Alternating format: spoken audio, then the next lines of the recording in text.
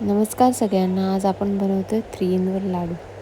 त्याच्यासाठी आपल्याला पहिले एक मोठा चमचा तूप घेऊन त्याच्यामध्ये 1 कप गव्हाचं पीठ गोल्डन ब्राऊन होईपर्यंत भाजून घ्यायचं. त्याच्यानंतर अर्धा कप बेसन पुन्हा ब्राऊन होईपर्यंत भाजून घ्यायचं 1 टेबलस्पून तूप घालून. ते झाल्यानंतर पाव कप बारीक रवासुद्धा 1 टेबलस्पून तुपामध्ये गोल्डन ब्राऊन होईपर्यंत भाजून घ्यायचं. हे सगळं झाल्यावर हे तिन्ही गोष्टी एकत्र मिश्रण करून त्याच्यामध्ये हे क्रश ड्रायफ्रूट्स घालायचे, ते मिक्स करायचे गरम असताना आणि वेलची पावडर घालायची. नंतर हे मनुके घालून हेही सगळं मिक्स करायचं.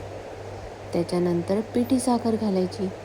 जेवढं गोड तुम्हाला हवं तेवढं तुम्ही पिठी साखर चाकून घालू शकता. आणि मग नंतर अर्धा कप एवढं तूप घालून लाडू वाळून घ्यायचे.